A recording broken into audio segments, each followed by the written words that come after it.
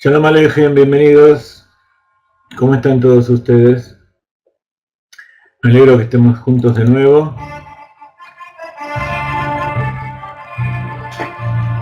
Estamos en el día 5 de Adar, Hey Adar. Es una semana muy especial. Siempre en Adar aumentamos en alegría. Y este año tenemos 2 Adar porque es un año bisiesto, un año Meuberet, Shana Meuberet, un año preñado, donde aumentamos en un mes y en vez de tener 30 días de alegría, tenemos 60 días de alegría. Ustedes saben que de acuerdo con la halajá, cuando hay que anular algo malo, algo no querido, hay que diluirlo en 60. Entonces, cada uno de estos días, que si nosotros aumentamos en la alegría, entonces traemos anulación de todos los malos decretos para todo el resto del año. Y si Kodesh Baruj Hu cree que seamos meritorios, entonces también nos trae la redención. Bienvenidos a todos.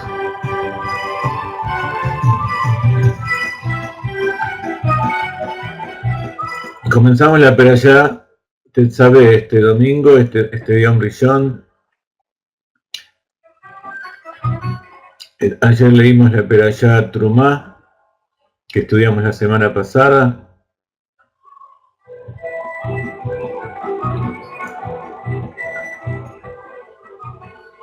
En la perashá anterior estudiamos acerca de la construcción del tabernáculo, todos los elementos que tiene el templo sagrado para el servicio a Dios, cómo los judíos traen su ofrenda, esa es la traducción de la palabra trumá. Y entonces, una vez que explica cómo se construye el tabernáculo, cómo son las distintas partes y los distintos utensilios, viene esta perashá y comienza a traer más detalles. Y el detalle primero que trae es a través del aceite. El aceite que se utiliza para encender la menorá. Ustedes saben que el aceite tiene características muy especiales con respecto al resto de los líquidos. En química se dice que es hidrófilo.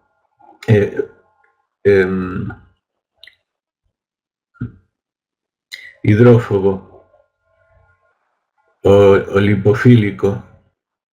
O sea que no se mezcla con el agua.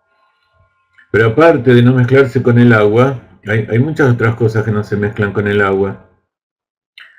Pero en general, todo lo que no es agua, que no se mezcla con el agua, se va al fondo. En cambio, el aceite flota. El aceite está por encima del agua. Y entonces también se refiere a un aspecto espiritual que está por encima de la naturaleza. La naturaleza en general es agua. La sabiduría de Dios es comparada con el agua. ¿Por qué? Porque el agua viene de arriba para abajo.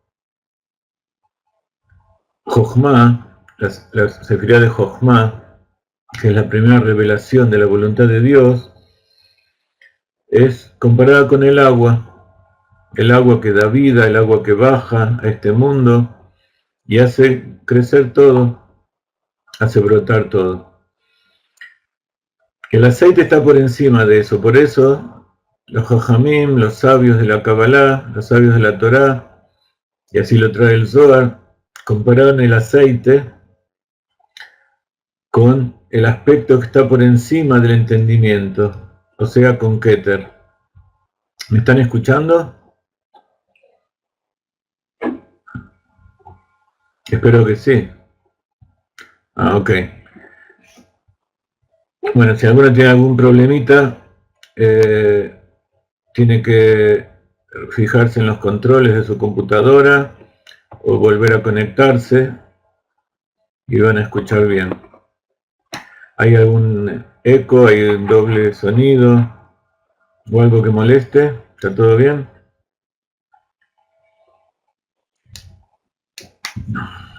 Muy bien. Entonces, vamos a leer, como siempre, el comienzo de la Perashá o algún verso que nos interesa para explicar algún punto. Y en este caso son los dos primeros versos.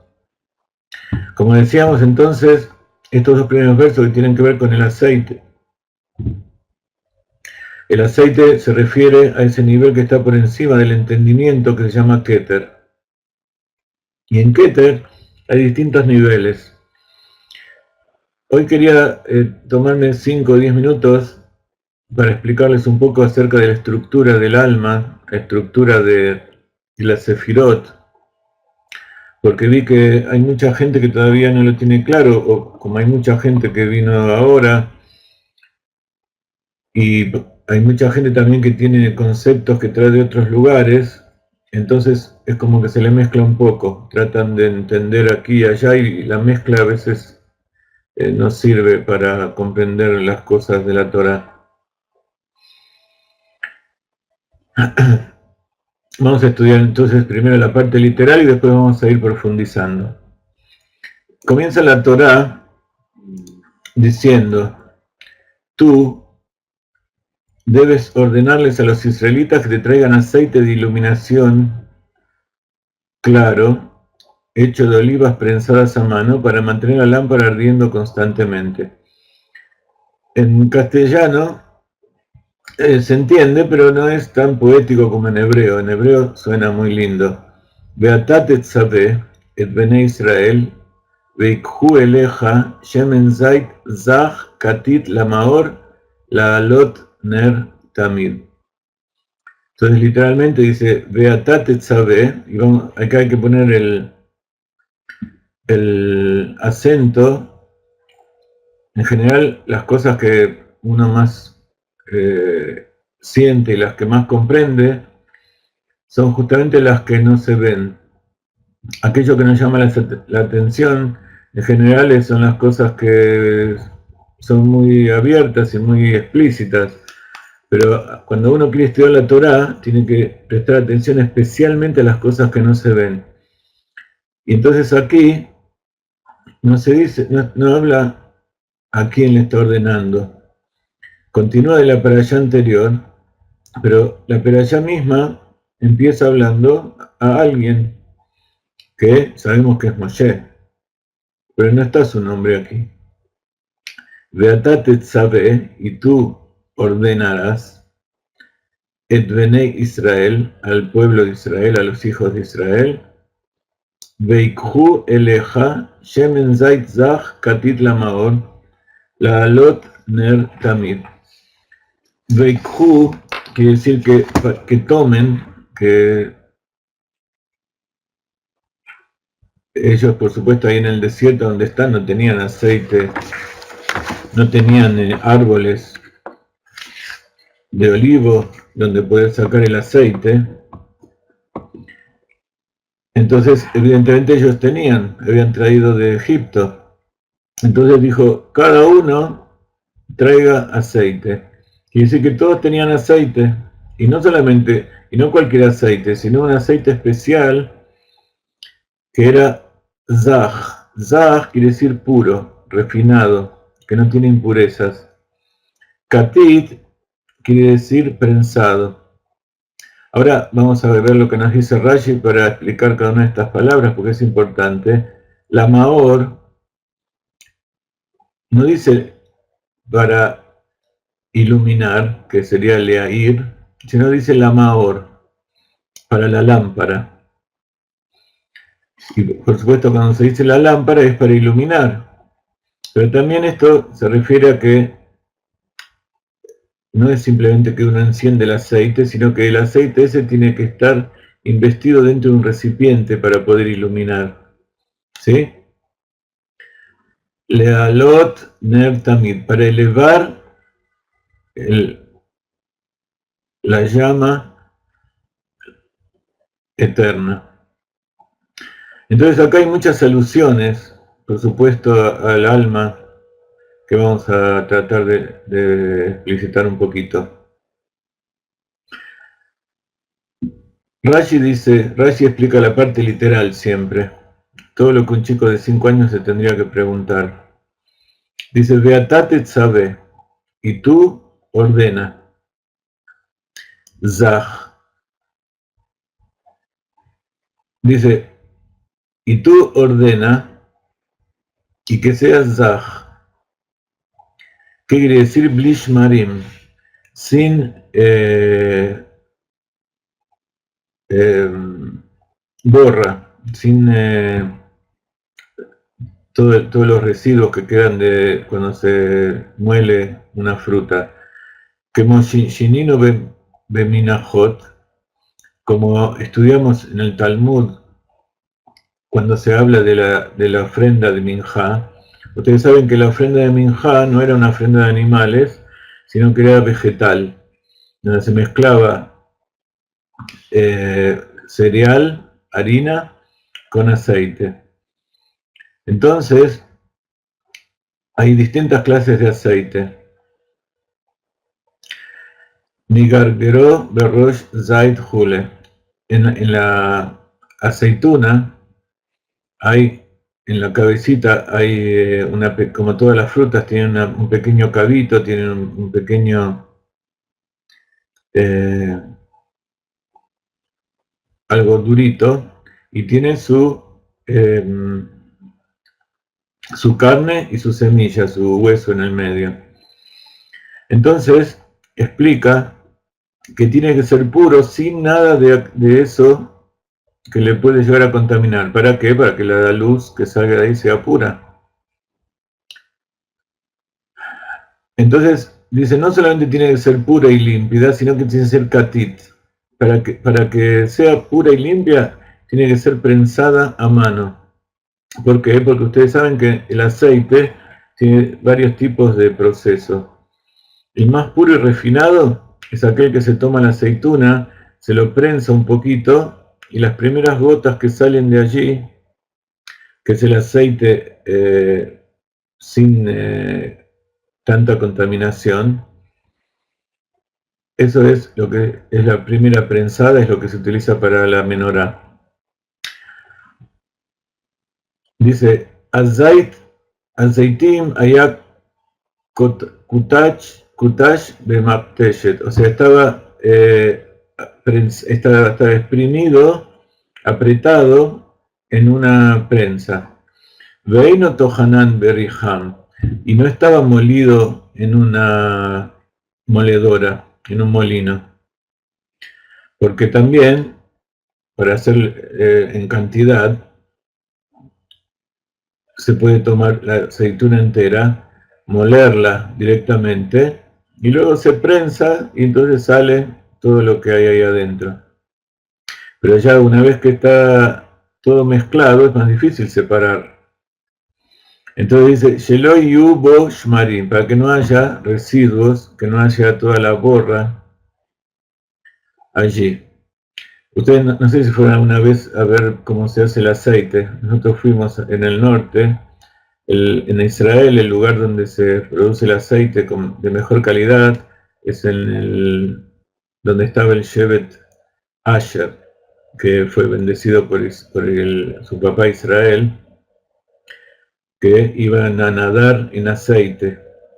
Y allí en el norte, en la zona de la Galilea, donde están las montañas, ahí crecen unos olivos hermosos, y ahí es el mejor aceite de Israel. Algunos amigos cuando hicimos el seminario me trajeron aceite de España, también era muy bueno, muy hermoso, así que seguro en cada uno de los lugares donde ustedes viven debe haber aceite bueno. Pero como siempre el aceite y todas las cosas que crecen en la tierra de Israel tienen algo especial. Entonces dice, hay que prensarlo y no molerlo, viajar sheotzi tipar rishonah, y después que sale la primera gotita de la aceituna, que es lo más sutil, lo más refinado, más encima rejame tojan. Entonces todo el resto que queda, ahí sí se pone adentro de una moledora y se rescata todo el resto del aceite. Be'ashemen Asheini, entonces el otro aceite que va a surgir, que ya no va a ser tan puro, pasul la menorá, está prohibido, no sirve para usarlo para encender la menorá.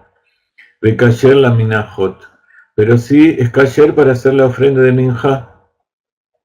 La ofrenda de minjá que se toma un poquito de harina con aceite, se hace una masa y se tira en el fuego del altar. El altar de afuera, ¿no? Sheneemar katit la maor. Entonces tiene que estar prensado para iluminar. No incluso tan prensado que también pueda llegar a ser mucho de trozos de la semilla, etc. Porque no sé si ustedes vieron que las semillas de las frutas adentro también tienen aceite. Entonces no hay que mezclar el aceite que hay adentro de la semilla de la aceituna con el aceite que hay en la carne exterior. Y ese es el aceite que se utiliza. El resto es aceite mezclado, que no es puro. Velo katit la minajot, y no prensado para la ofrenda de minja. Y luego dice la alot ner tamid, para encender la llama perpetua. Es sabido que Ner Hashem Nishmat Adam, la llama de Dios es el alma del hombre. Entonces, todo este proceso que hace, vamos a ver después cómo Aarón, que es el que enciende la menorá, y Moshe, que es el que recibe el aceite para dárselo a Aarón, son los que ayudan a las almas a elevarse hacia Dios. Entonces dice, la alot ner tamid, del alma perpetua, que es, yo lo traduje mal, la llama perpetua, la vela perpetua, que es el alma que es perpetua. Madlik ad shetie shalevet olame elea. Tiene que encenderla Aarón hasta que la llama siga por sí misma. Es un concepto muy importante también, que es que cuando uno quiere encender el alma de alguien, no puede ir y decirle algo y irse. Cuando uno se compromete con alguien para transmitirle algo, para elevarlo, para encenderlo, sobre todo en el servicio a Hashem, pero en general, encender a alguien tiene mucho que ver con la educación, con la preparación de alguien para una tarea. Cuando uno se acerca a esa persona y lo enciende, adquiere una conexión que le implica una responsabilidad de seguir hasta que la otra persona siga por sí misma y que ella misma sea una llama que pueda iluminar. Entonces, ¿qué quiere decir Tamid? Hay dos explicaciones de lo que es la llama perpetua, que esté siempre, constantemente. Kol laila velaila, karui tamid. Cada noche venía el Cohen y encendía la menorá. Entonces hay algunos que dicen que la menorá siguió ardiendo hasta el día siguiente. Y hay otros que dicen que a la mañana se apagaba.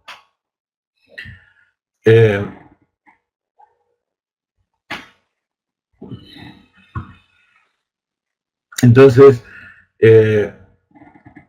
lo que sí concuerdan todos es que tenía que estar siempre encendida, que todos los días había que encenderla, no había ningún día que no se pueda encender, incluso en Shabbat, todos los días tenía que ir el Cohen a encender la menorá. Y eso está escrito en Bamidbar, no está escrito aquí cómo se encendía. Entonces tiene que ser una vela que siempre esté encendida, Veino el Amiyom Leyom. Entonces dice de noche en noche y no de día en día. Quiere decir que algunos dicen que de día no se encendía y hay otros dicen que no. Un segundito, vamos a escuchar otra melodía de Purim y vuelvo en un segundito.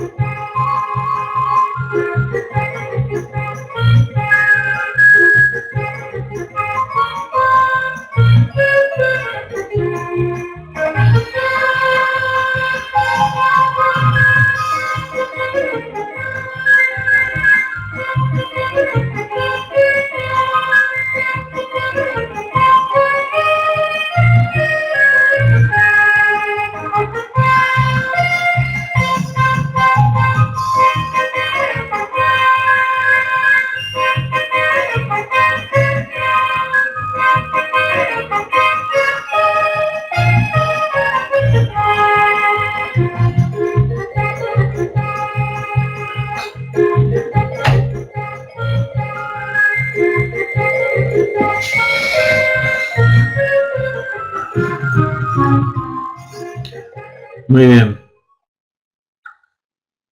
Entonces continuamos. Se encendía, tiene que estar encendida todos los días. Esa es la palabra tamid. Vejem minja habitim nemar. Tamid. Entonces, veino ela mahatzitaba boker mahatzitaba erev.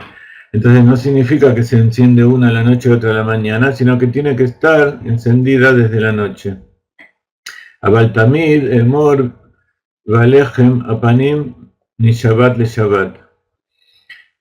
Hay algo que también estaba permanente, que era el pan, que es llamado lechem apanim. ¿Por qué se llama lechem apanim? Quiere decir el pan de las caras. Había un shulchan, una mesa con estanterías, que también está nombrado en la perashá anterior, y allí se ponían 12 panes, y esos panes eran puestos cada Shabbat, y durante toda la semana quedaba calentito y crujiente y fresco, y era comido el Shabbat siguiente, y ese Shabbat siguiente se volvía a poner un pan nuevo. Entonces a eso también se le llama tamid. Bueno, esto es un poco la parte literal del primer verso. El segundo verso de la perashá dice: Aarón y sus hijos harán los arreglos para que las lámparas ardan, o sea, las velas de la menorá, desde el atardecer hasta la mañana en presencia de Dios, en la tienda de comunión, fuera del separador de tela que oculte el arca del testimonio. Es una regla para todos los tiempos que este aceite provenga de los israelitas. Vamos a ver cómo dice en hebreo. Entonces estamos en el capítulo 27, verso 21, 20 y 21. Veo el Moed en la tienda del testimonio, o sea, en la tienda que estudiamos la semana pasada, que estaban hechos de las columnas de madera forradas en oro, con pie y cabeza de plata, y cubierto con telas, con pieles de animales. Entonces, la tienda del testimonio tenía en su interior una sección que se llama Kodesh HaKodashim.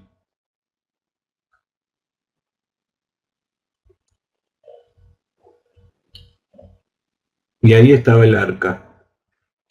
La menorá estaba en la parte interior del santuario, pero no dentro del Kodesh HaKodashim, de la parte más sagrada donde estaba el arca.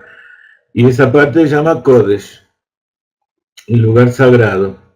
Y allí estaba el Shulchan de los panes, la mesa de los panes, estaba la menorá y estaba el altar de incienso, el altar de oro. Entonces, dice, en el Oel Moed Mihutz la Parojet. Parojet era la tela, una cortina que separaba al Kodesh HaKodashim.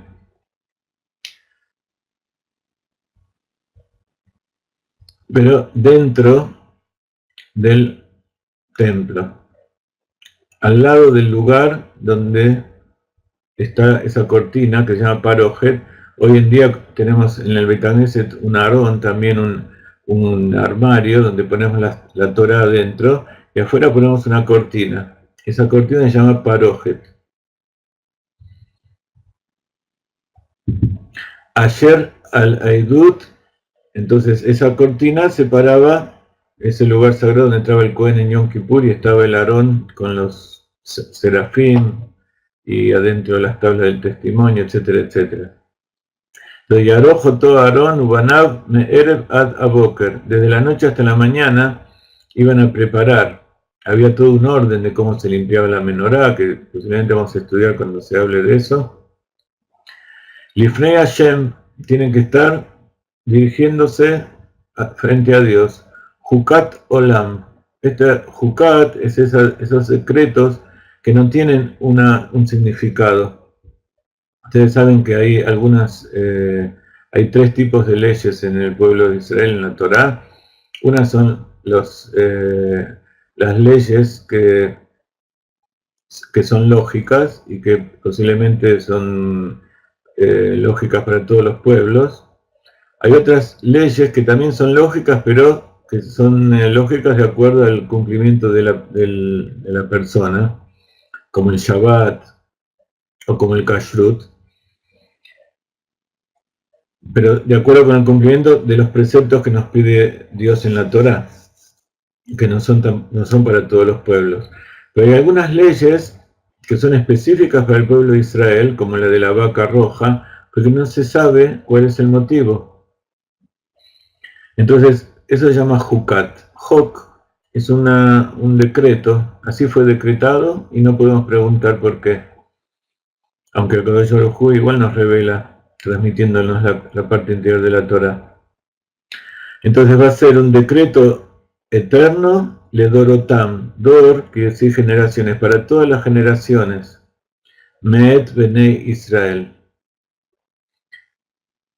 Para el pueblo de Israel. O sea que siempre el aceite que se usa para encender la vela tiene que pasar por tres manos. Tiene que pertenecer al pueblo de Israel.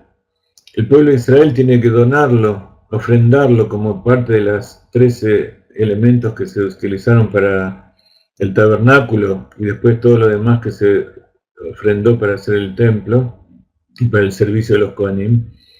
Tiene que pasar a manos de Moshe y Moshe se lo tiene que dar a Aarón.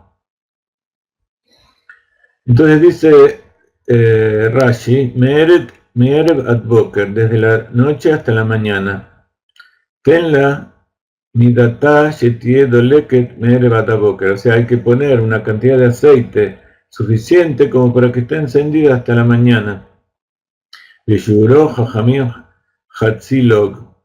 Y los sabios dijeron que la medida es medio log. Medio log log es una vasija, como lo que había en la vasija de aceite que se rescató en Hanukkah. Entonces medio log era la mitad. Leleilei Tebet, para las noches del mes de Tebet. ¿Por qué para las noches del mes de Tebet? Porque el mes de Tebet es el medio cuando empieza el invierno, que son las noches más largas. es más o menos aproximadamente diciembre, enero. ¿Por qué? Porque las noches son largas. Vejen lejola leilot, y así todas las noches. Todas las noches tenía que volver a poner Bim Yoter en Bekaj Klum. Dice, y si llega a haber un poquito más de eso, entonces no hay ningún problema. El asunto es que no haya menos que eso. Si llega a quedar encendido un poco más de tiempo, está bien, pero no tiene que estar menos de ese tiempo. Entonces, estos dos versos tienen una importancia muy grande por lo que vamos a estudiar enseguida. Ustedes saben que esta semana, como dijimos al principio de la clase, hoy es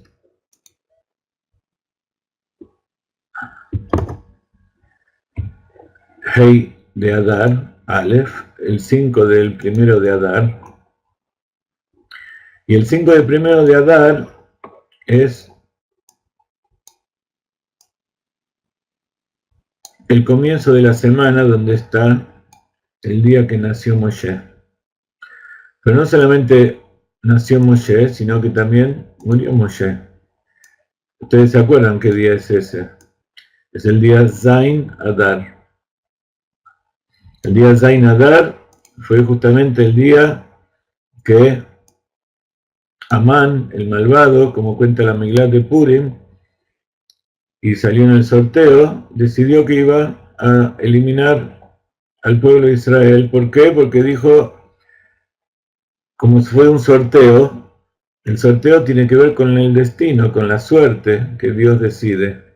Entonces, como ese día murió Moshe, y Moshe es el pastor del pueblo de Israel, quiere decir que ese día es de mala suerte para el pueblo de Israel. Entonces, este martes, el lunes a la noche, es un día muy especial. Es el día Zain Adar, pero es Adar Aleph. Ustedes saben que el Purim es el 15 de Adar, el 14 y el 15 de Adar. Pero Adar generalmente tiene un solo mes. Este año tiene 2 meses. Y así cada 19 años, como explicamos, el ciclo del calendario judío, el ciclo del calendario solar y lunar, tiene 19 años, y dentro de esos 19 años hay 7 años que son bisiestos, que son preñados, y que tienen un Adar más. Y este año 5776 es uno de esos años. Entonces, hay 2 Adar, y por lo tanto hay 2 Purim. ¿Cuál es el Purim que se festeja? Dicen los sabios que el Adar que es agregado es el primer Adar. Y el segundo Adar es el Adar donde se tienen que festejar las cosas que se festejan todos los años. O sea, una persona que nació en un año común y nació el 5 de Adar o el 7 de Adar, su verdadero cumpleaños del año bisiesto es el segundo Adar. Los que cumplen años en el primer Adar son solamente aquellos que nacieron en un año bisiesto donde había Adar Aleph. Pero de todas maneras, el Adar Aleph es como una preparación para el Adar Bet. ¿Por qué Adar Bet es el que corresponde? Porque está dicho en la Torá que desde Purim hasta Pesach tiene que haber un mes. Desde el mes de Adar hasta el Seder tiene que haber un mes. Entonces, este 7 de Adar Aleph se llama también un pequeño aniversario, un pequeño cumpleaños de Moshe. Entonces, vamos a ver cómo esto tiene una relación muy grande con la perashá que estamos estudiando. El 7 de Adar entonces es la Ilulá. Ilulá quiere decir elevación. Cuando hablamos del alma, del alma que sale del cuerpo, no decimos que se murió. En todo caso, lo que se muere es el cuerpo, vuelve a la tierra. Pero en realidad, como lo más importante es el alma sobre todo del tzadik, del judío, que su parte más importante es lo espiritual. Entonces, no se dice que murió Moshe, sino que es la Ilulá, se elevó. Se dice Istalkut. Istalek quiere decir que se va, su alma vuelve a su raíz. Se va de los mundos, pero en realidad no es que se va, sino que vuelve a ese lugar de donde salió, a su verdadero lugar. Entonces también sucede como en nuestra perashá. En nuestra perashá no figura el nombre de Moshe. ¿Dónde está? Dicen los sabios, así explica la Kabbalah, que la perashá Tetzaveh implica que Moshe se elevó a su alma oculta, a su alma desconocida. En Kabbalah eso se llama Shoresh Aneelam. Shoresh Aneelam.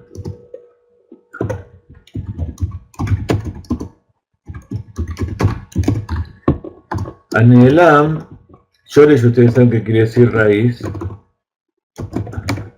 Y Aneelam se traduce como oculta o desconocida o desaparecida. Cuando algo desaparece de la vista, que no se puede ver, que no se sabe dónde está, se dice Neelam. Neelam Yametziut, se fue de la realidad, de la existencia. Entonces, vamos a entender ahora un poco qué es este Yoresh Neelam, donde se fue el alma de Moshe.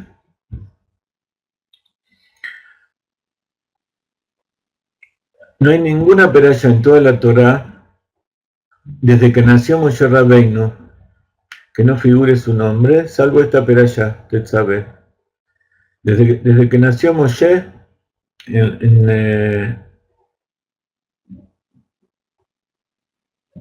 Egipto, en el Nilo, y fue sacado de las aguas, desde ese momento todas las parashot tienen el nombre, salvo esta, donde dice Beatá Tetzaveh. Está escrito en los libros sagrados que esto es una virtud, porque aquí Moshe viene con su fuerza esencial que está por encima del nombre, como si él mismo retornara a su mazal, a la raíz de su alma. Y está dicho que el mazal de Israel es Ain mazal de Israel. Ain mazal de Israel, Ein, quiere decir, Israel no tiene mazal. Mazal viene de la palabra nozel. Nozel, como dijimos antes, como el agua que baja de arriba para abajo para dar vida.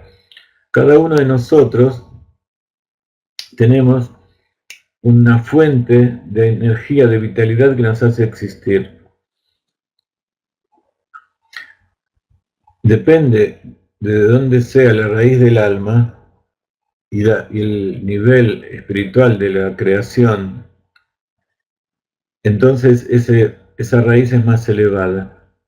Pero todas las cosas que existen en este mundo, incluso el cuerpo, provienen de un lugar que está por abajo del lugar ese que comienza la creación, o sea, por debajo del mundo de Atzilut.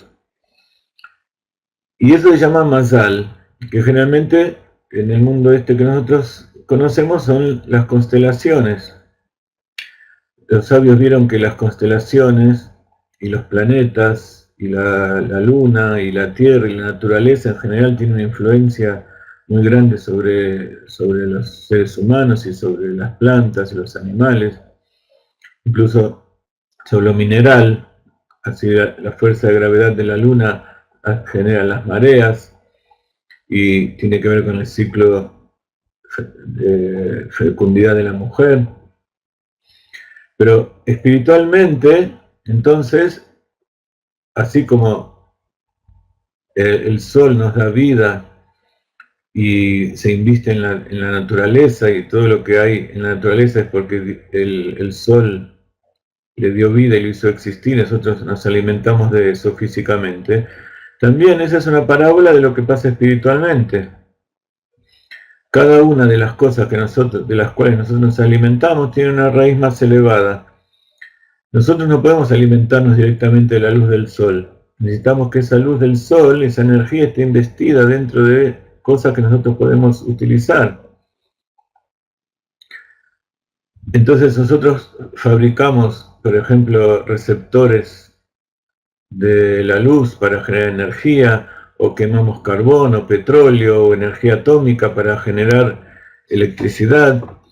Para generar energía en nuestro cuerpo comemos el trigo, comemos los vegetales, los animales, y todo eso tiene investido dentro de la luz del sol que lo generó, y entonces en nuestro cuerpo lo transformamos en energía de vida. Entonces, todos los procesos tienen un orden de nivel de energía, donde digamos que la energía máxima en la creación es el sol. Luego hay otro nivel de energía que es una vez que se invistió, o sea, la mayor energía está dentro mismo del sol. La luz que sale del sol tiene una energía menor. Y una vez que esa luz se invistió en los vegetales, tiene una energía menor, más específica.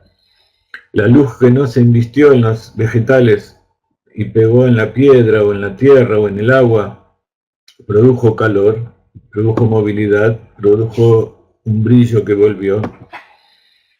Y lo que nosotros rescatamos para vivir es aquello que tiene capacidad nuestro organismo para metabolizar.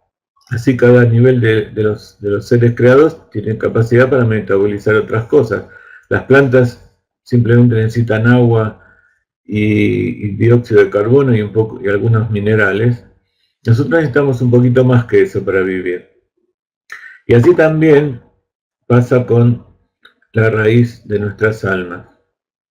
Hay almas que viven de lo que se genera en los mundos inferiores, porque su nivel es más bajo. Hay almas que son tan elevadas que viven directamente de la luz del sol, de la energía de Dios. Y también eso tiene que ver con los niveles del alma. Los niveles de nuestra alma también tienen el nivel más elevado, que es Yehidá, que está directamente en contacto con la luz infinita de Dios, con la esencia misma de Dios.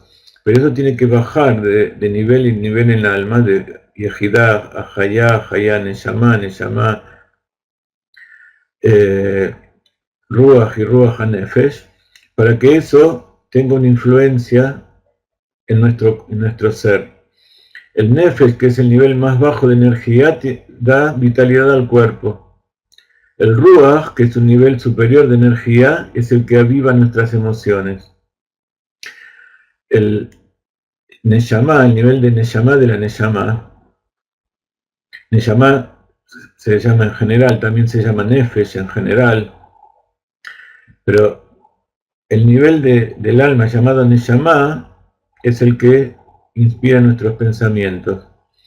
Y los niveles superiores, Hayá y Yehidá, son los niveles del alma que producen nuestras motivaciones inconscientes. Por eso tienen que ver con Keter, están por encima del alma, están fuera del cuerpo. Ese es el significado alegórico de las distintas palabras, son nada más que palabras que utilizan para describir fenómenos, que se compara lo que nosotros percibimos en la naturaleza con algo que nosotros no percibimos para poder comprender de qué se trata. Y eso es la Kabbalah. La Kabbalah quiere decir Akbalá, que se comparan dos cosas opuestas para unirlo y para mostrar que todo es uno. Entre paréntesis, la palabra Kabbalah quiere decir recibir, pero también quiere decir Akbalá, Leakbil. Dos cosas Makbilot son cosas que van paralelas. Y justamente en la perashá anterior, como estudiamos tantas veces en otros años, en la perashá Truma, donde se explica cómo van unidas las pieles encima del tabernáculo, la parte que cubre, lo que se llama verdaderamente la tienda, tiene 50 ojales de cada lado, cada paño, un paño de un lado y un paño del otro, todo por encima del tabernáculo. Cada una tiene 50 ojales, y esos ojales están unidos por un gancho de plata. Y los ojales se llaman lulaot, ojales. Y en la Torá dice Makbilot a lulaot. Son lulaot que están una frente a la otra y sirven para unir dos cosas opuestas. Entonces esa raíz en ese verso de la Perashat Trumá que habla de los ojales, de las pieles del templo, del tabernáculo, es la otra raíz de la palabra Kabbalah, que tiene un significado mucho más profundo que simplemente recibir, ser la tradición transmitida y que yo recibo, sino que habla un poco también de la función de por qué recibo, que recibo para devolver, recibo para unir dos cosas que son opuestas, dos cosas que, por ejemplo, lo físico y lo material. Entonces, el Shoresh Aneelam es aquello que está por encima de todos los niveles del alma, que está por encima del nombre, que es esa raíz a donde está ubicado el nivel de yejidá del alma. En general, Keter tiene tres niveles. Por un lado, el más elevado es la fe, el nivel intermedio es el placer y el nivel inferior es la voluntad. La voluntad es lo que está más cerca de la conciencia, es el deseo. Cuando surge un deseo, una voluntad de hacer algo, entonces yo al principio no entiendo por qué, viene de mi inconsciente, pero después cuando empiezo a pensar, empiezo a entender por qué es lo que pasa. Incluso a veces hago cosas que no sé por qué. Si uno empieza a tratar de ser más ser humano, el ser humano es justamente el que sabe por qué hace las cosas y decide. Ese es el libre albedrío. Cuando uno busca dentro suyo aquellos lugares ocultos, desconocidos, para saber de dónde vienen sus motivaciones y saber si son correctas o no, o si las quiere cambiar. Se pueden cambiar las motivaciones.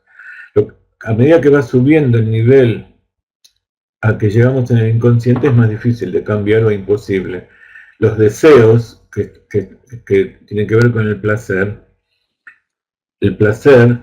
lo que da placer al ser humano, eso ya es más difícil de cambiar. Ahora, dentro de cada uno de esos niveles también hay niveles, porque hay impulsos de voluntad que son más básicos, de sobrevivencia, de satisfacer los impulsos básicos, y hay deseos y motivaciones que son más elevadas. Lo mismo pasa con el placer. Hay personas que sienten placer por cosas muy básicas, o sea, todos sentimos placer por comer, por respirar, por vivir, por tener el placer sexual, pero incluso esos niveles más básicos pueden tener motivaciones más elevadas, que yo me alimento para poder estar sano, no simplemente porque como porque soy un animal y no sé por qué. Me alimento para estar sano, y también eso puede ser más elevado. Quiero estar sano para hacer el bien a los demás, para poder vivir una vida mejor. Y por encima quiero estar sano para cuidar esto que Dios me dio y para cumplir lo que Él me pidió. Quiero estar sano porque Dios me ordenó en la Torah estar sano y cuidar la salud. Entonces, dentro de ese nivel intermedio del Keter, del inconsciente, que es el placer, también hay formas de dirigirlo y elevarnos. Y está el nivel superior, que es el nivel de yejidá, que tiene que ver con la fe. La fe es la conexión directa con Dios. Y la fe también tiene sus niveles, y hay fe que son correctas, porque la fe, como su palabra lo dice, es algo que está por encima de toda explicación. Pero sí nosotros podemos saber si esa fe está bien orientada, si lo que nos mueve a hacer las cosas es tener fe en asuntos que sirven para la humanidad, sirven para elevar al mundo, para traer al Mashiach, para cumplir la voluntad de Dios. Entonces, todo eso a veces es difícil de saber si uno está bien o está mal, y para eso Dios nos entregó la Torá. La Torá, la revelación de todo eso, escrito y traído a través de Moshe. Pero para que Moshe pueda traer todo eso, tiene que ir hasta allá arriba, hasta la raíz de su alma. Shoresh Aneelam. Y esto tiene que ver con cuando Moshe Rabbeinu subió al monte a recibir la Torá, también se elevó a esos niveles supremos. Pero incluso en la Perayat Yitro, donde habla de la entrega de la Torá, habla del nombre Moshe. Entonces, esa Torá que recibió Moshe, que es la Torá revelada, tiene que ver con niveles más bajos, aunque sagrados, de la raíz de la voluntad de Dios, lo que se llama la esencia de Dios. O sea, tiene que ver con esa parte de la creación, o sea, después de que Dios creó los mundos, allí tiene el plano de la creación. Entonces, Moshe subió a su raíz en el mundo de Atzilut, que ya es parte de los mundos creados, aunque cercano a Dios, pegado a Dios, pero no es la esencia misma. Es el lugar donde ya empieza a ver bien y mal, por eso la Torá tiene mitzvot, tiene preceptos y tiene lo que se puede hacer, lo que no se puede hacer, tiene cosas buenas, cosas malas, donde está escrito allí cosas buenas y cosas malas. Pero en esta perashá, donde habla justamente del Shemen Zait, de la luz pura, del origen de la luz pura, que es ese aceite puro que está por encima, como dijimos antes que el agua es lo revelado, porque es la Torah, y el aceite lo que está por encima. Hay distintas clases de aceite. El aceite que tiene que ver con las cosas ocultas. El aceite más puro, entonces, es el que está allí arriba, la esencia infinita de Dios, la raíz desconocida e incognoscible que no se puede conocer y oculta para todos, salvo para Moshe Rabbeinu. ¿Por qué para Moshe Rabbeinu no es desconocido? Porque Dios le dio acceso. Porque para poder ser la cabeza de todo el proyecto que quiere Dios, tiene que darle entrada a sus más grandes secretos.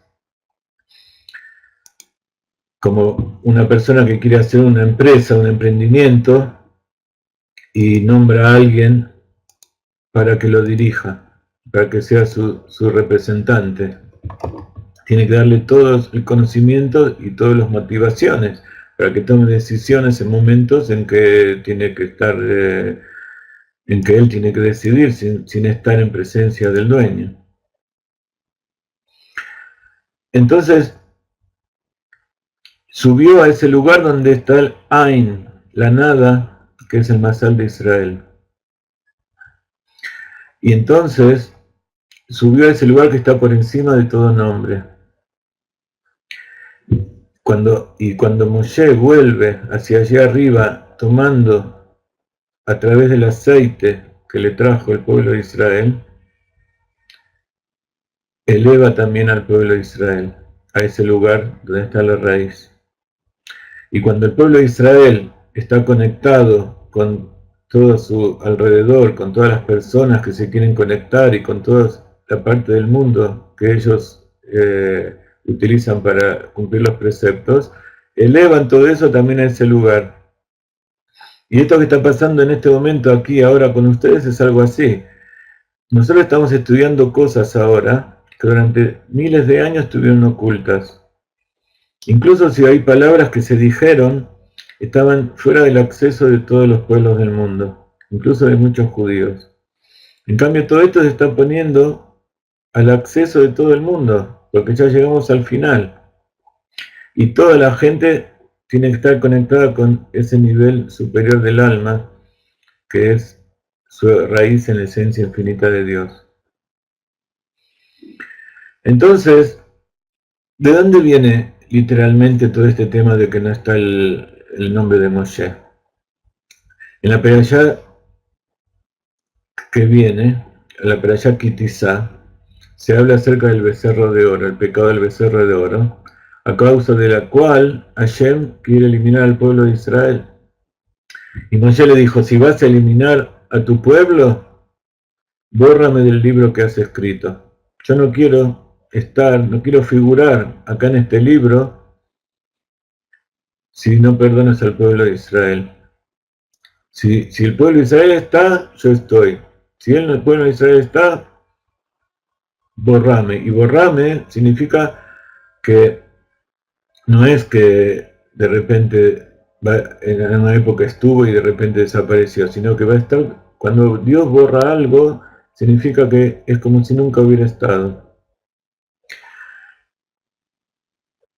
Entonces, por supuesto, Dios perdonó al pueblo de Israel y siguió escribiendo Moshe en la Torá. Pero de todas maneras está dicho que cuando el sabio, un justo, el Talmid Jajam dice una maldición o dice un decreto, Dios lo cumple. Incluso si lo dice en forma condicional. Por eso es tan importante cuidarse de lo que uno habla. Pero Hashem adelanta la cura de la enfermedad y por eso una de las explicaciones de por qué Moshe no figura en esta perashá es para justamente cumplir el pedido de Moshe de la perashá que viene. Moshe pidió que lo borren, entonces Hashem no lo borró de toda la Torá, pero sí le dijo, lo que vos dijiste es importante y se tiene que cumplir, así que vamos a dejar un testimonio en esta perashá. Y entonces en esta perashá no sos nombrado. Entonces tiene dos aspectos esto que no está el nombre. Por un lado, es algo negativo, un defecto, de que tiene que ver con un pecado del pueblo de Israel. Aunque para Moshe mismo es un mérito, porque él se jugó por nosotros.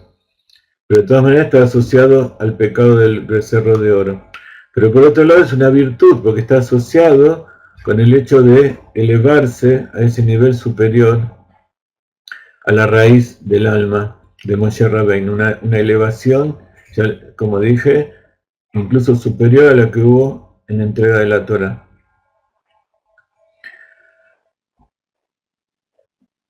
Y esto es lo mismo que decíamos al principio. El 7 de Adar falleció, elevó Moshe su alma a su raíz a los 120 años, pero también nació.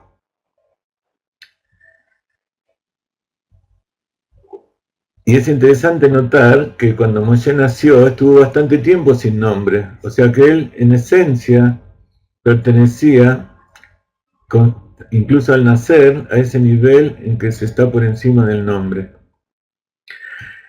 Su madre cuando nació le dijo, Ira Kitov, dijo que es bueno, entonces uno de los nombres de Moshe es bueno, Tov,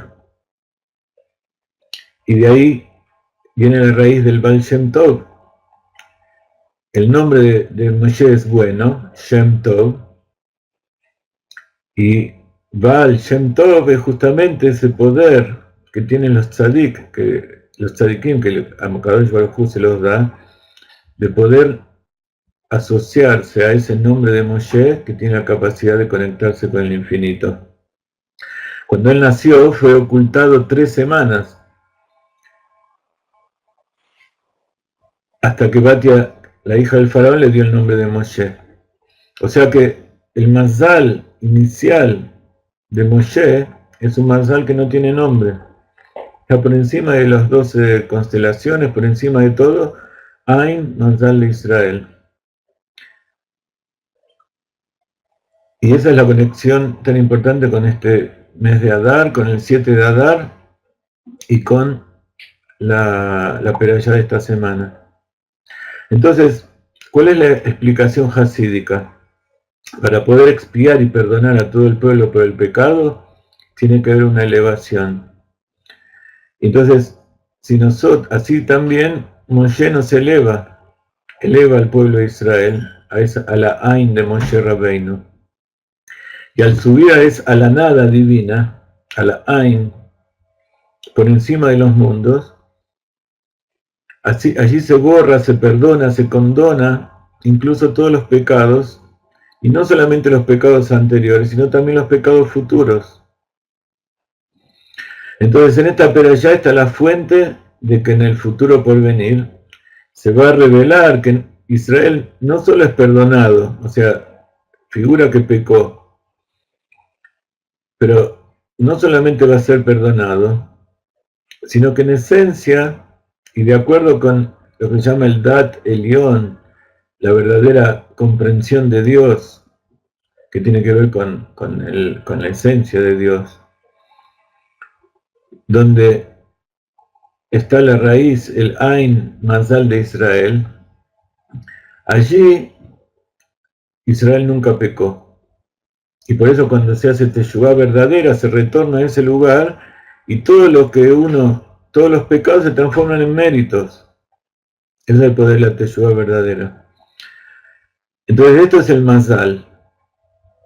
El Mazal, por un lado, Akadosh Baruj Hu define cuál es el Mazal de cada uno, pero también uno puede también decidir si quiere depender de las fuerzas de la naturaleza, de los ángeles que manejan los mundos inferiores, o si quiere ponerse por encima de todo eso a través de conectarse con Moshe, a través de llevar el Shemen Zayt puro, o sea, la esencia de su alma, y para eso uno tiene que entrar dentro de uno mismo y rescatar esa esencia del alma, abrir el corazón, romper las cáscaras. Pero de todas maneras, cuando uno dice uno mismo, tampoco lo hace uno solo, sino que uno le pide a Kadosh Baruj Hu, y a Kadosh Baruj Hu lo asocia con Moshe para que se rompan en forma automática todas las cáscaras. Entonces, acá vemos algo muy importante. El nombre de Moshe está relacionado con la Torá, como dice el Pasuk, Torá Tzivá Lanu Moshe, la Torá que Moshe nos ordenó, que es la Torá revelada, la Torá que nosotros leemos en los libros. Hay derechos y obligaciones, hay méritos, hay culpas, hay preceptos, hay transgresiones. Ahí está escrito todas las leyes, las alajot. Hay preceptos positivos, preceptos negativos. Pero en la raíz de esa Torah, en la nada que tiene que ver con el Moshe Rabbeinu, no hay bueno ni malo para el pueblo de Israel. Todo es bueno. Por eso siempre decimos que las pruebas y las dificultades que atravesamos en la vida en realidad son bendiciones más elevadas que las bendiciones reveladas. Eso no quiere decir que querramos eso.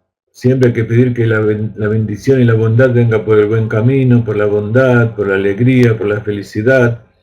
Y para eso tenemos que nosotros estar en ese estado. Entonces acá Baruj Hu nos manda buenas pruebas. Entonces, vemos que estos dos versos que acabamos de estudiar están entre dos parshiot. Están entre la construcción del santuario y la construcción en esta perashá. Después de estos dos versos habla todo acerca de las prendas del Cohen. Entonces, por un lado está lo que llaman el Makif Arrahok, lo circundante lejano, que es la casa, y por otro lado, también la casa sería como una vestimenta, algo que nos cubre, nos protege. Y como el santuario y como el templo también nos sirve para conectarnos con Dios y para dar luz al mundo. Y por otro lado están las vestimentas que están pegadas al cuerpo, que son lo que se llama el makif. Makif quiere decir lo que rodea, lo que cubre, que es el makif karob.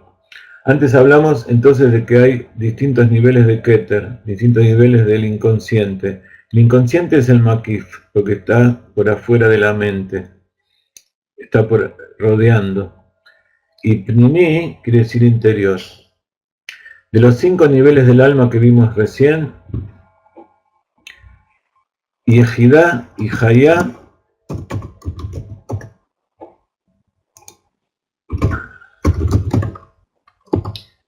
que son los superiores, son los niveles de Makif.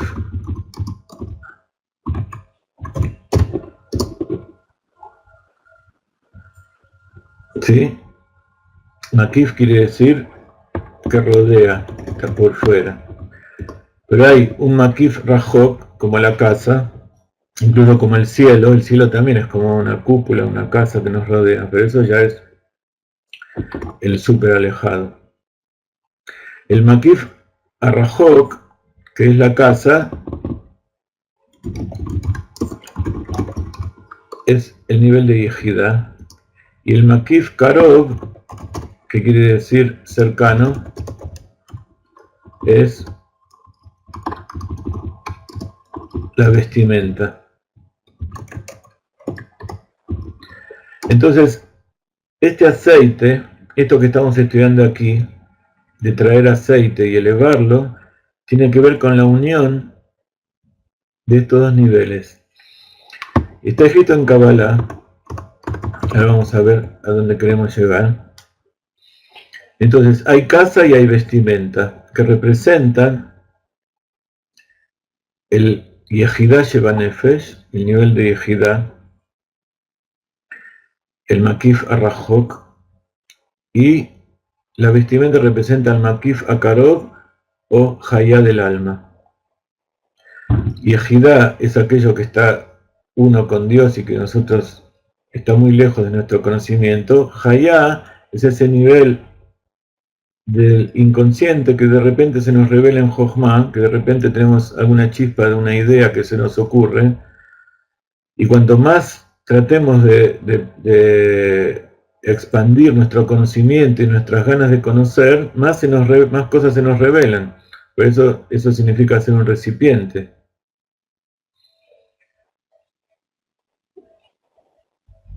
Y Yehidá y Hayá son nombres de dos niveles del alma.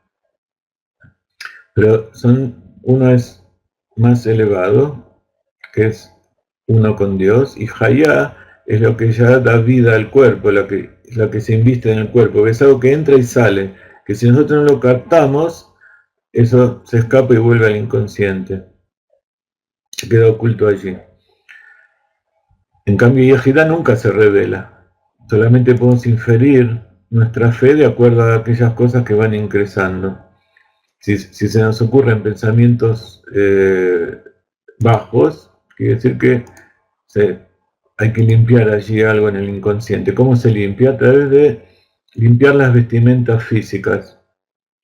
Como por ejemplo, cuando va una persona al médico y se enferma. Llamamos a un chico y dice, este chico se enferma muy seguido. ¿Por qué? Y porque hay que cuidarle la higiene. Hay cosas que no sabemos por qué le pasa. Entonces el médico dice, lo primero que hay que hacer es limpiarle, que esté limpio, que esté bien alimentado, que esté sano, que sea bien cuidado. Entonces con eso vamos a eliminar un montón de enfermedades.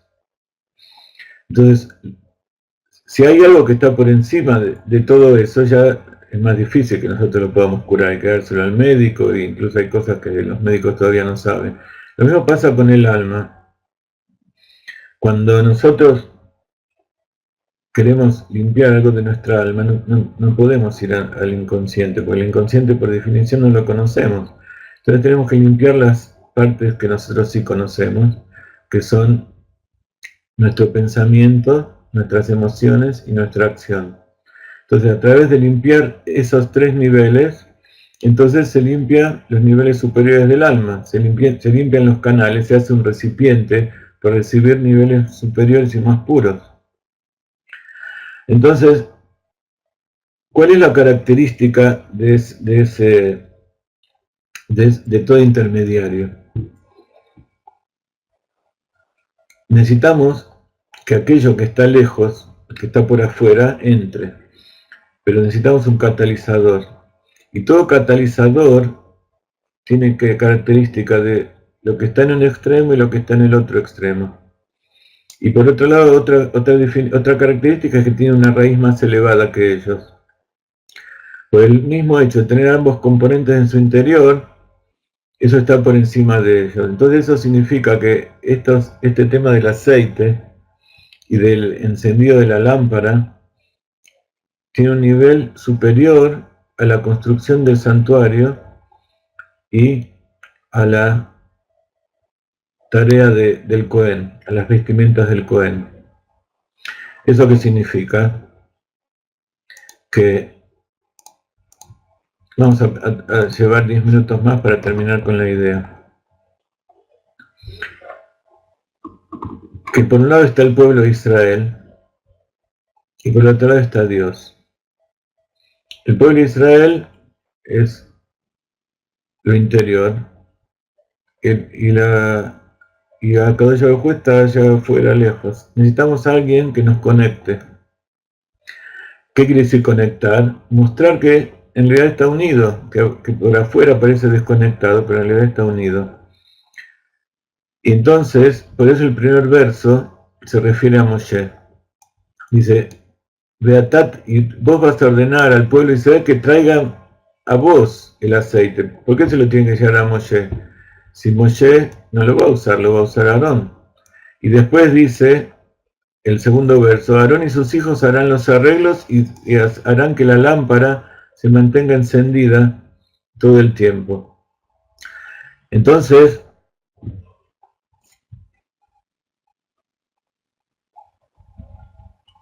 vemos que Moshe y Aarón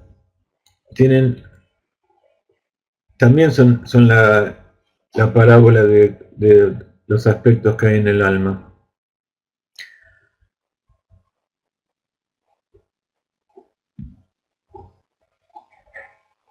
Moshe es llamado Shushbina de Malka, el acompañante del rey.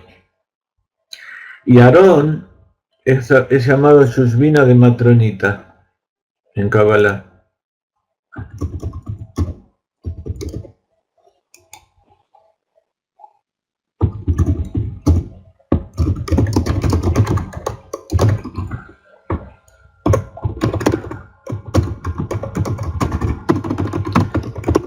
Acompañante del rey. Ese es Moshe.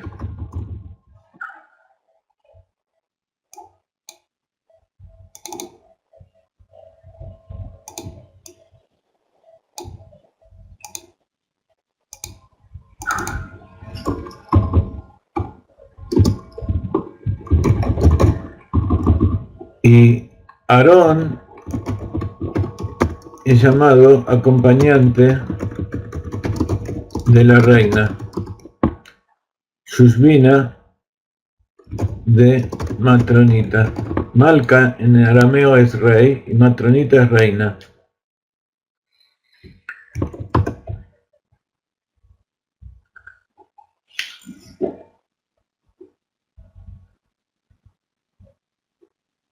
Entonces, nosotros somos la novia y Dios es el novio. Y si ustedes vieron una jupá, como es el casamiento judío, también eso hablamos en algunas clases algunas veces, el novio y la novia son acompañados por los padres para llevarlos a la jupá. El padre acompaña al novio y la madre acompaña a la novia. Los dos padres, tanto el novio y la novia, acompañan al novio y las dos madres acompañan a la novia. ¿Por qué? Porque para que se unan necesitan algo que esté por encima para poderles darle el ambiente y que juntos se unan.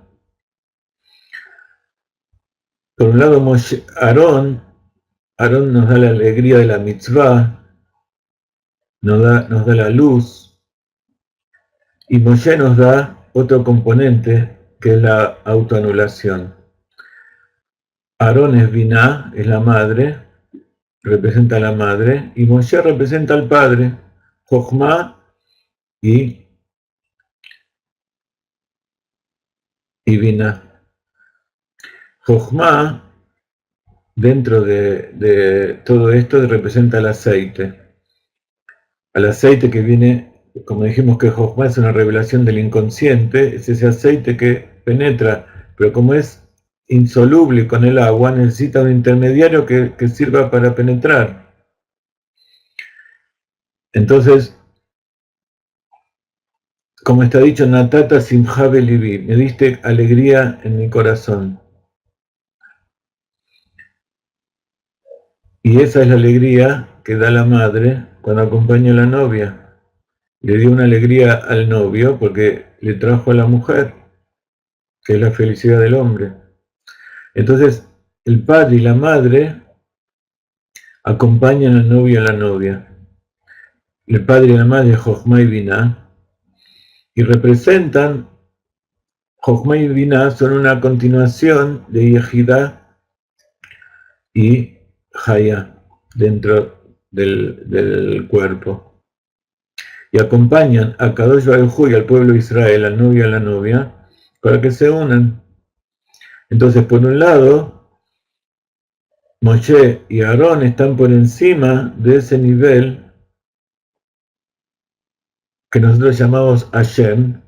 Hashem es el nombre de Dios, y por lo tanto, como es nombre, no es la esencia.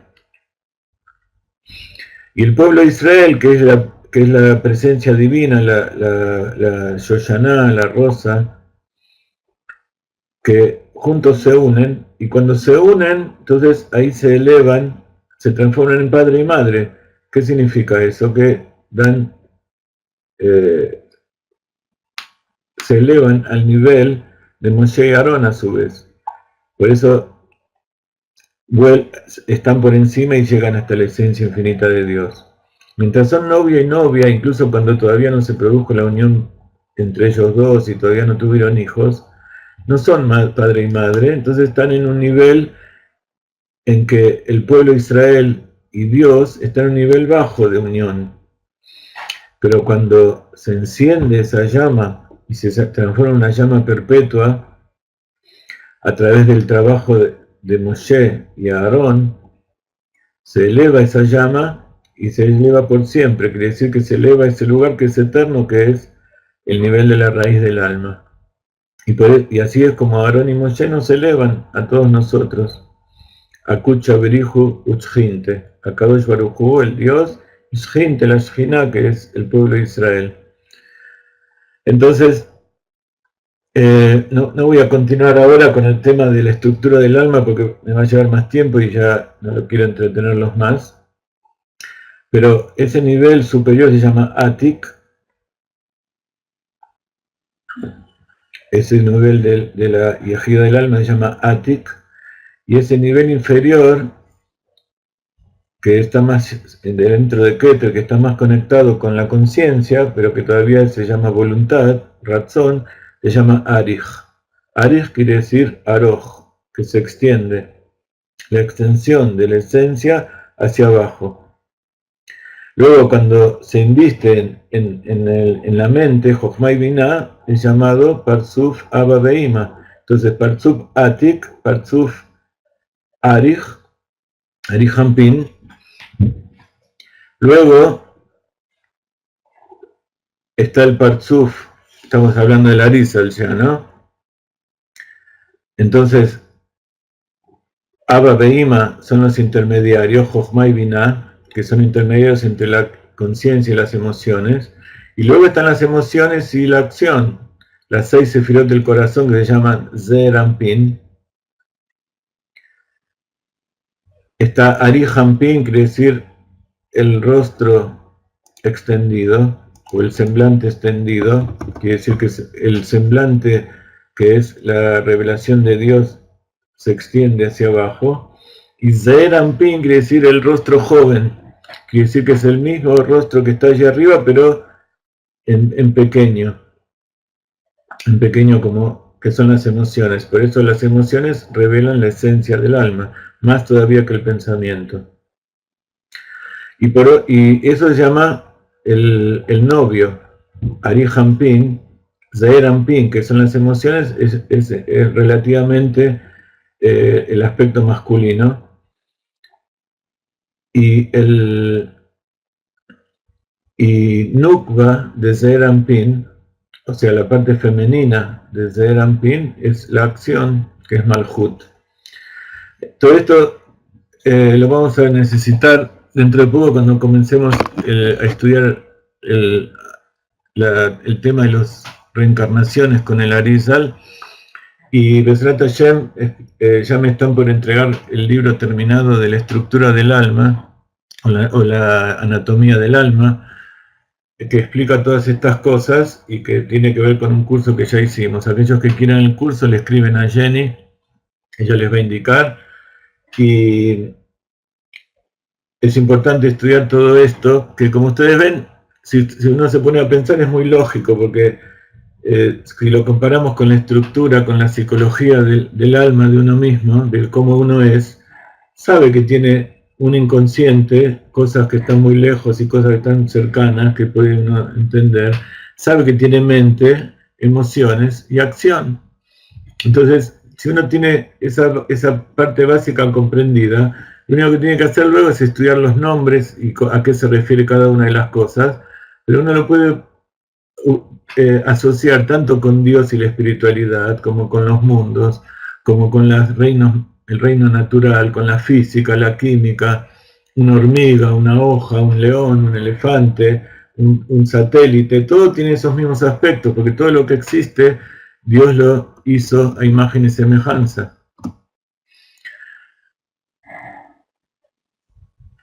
Entonces, con toda esta explicación, que espero que más que nada les haya encendido, abierto el apetito, me despido y nos vemos dentro de poquitas horas en nuestra clase de la Kabbalah, deseándoles un Purim, un mes de Adar Sameach.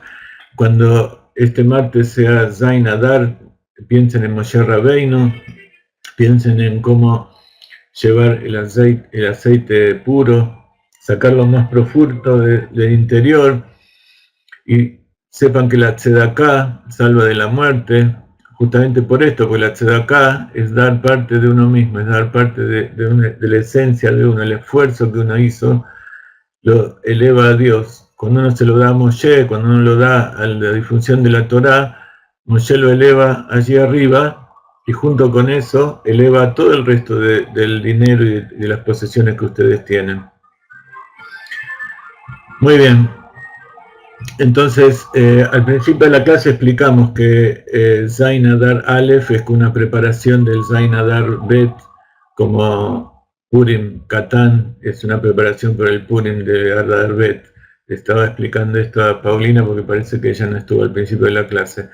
De todas maneras, que tengan una hermosa semana, que la Perashat Tetzaveh sirva para extraer el aceite puro, que como dice la Perashá, hay que apretarlo.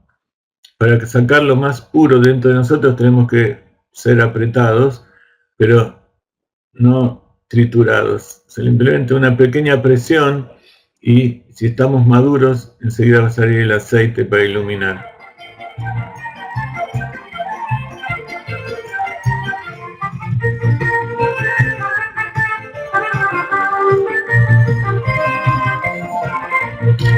En la clase de Zohar vamos a ver qué importante es pagar por las cosas que nosotros queremos. Las cosas gratis no tienen valor.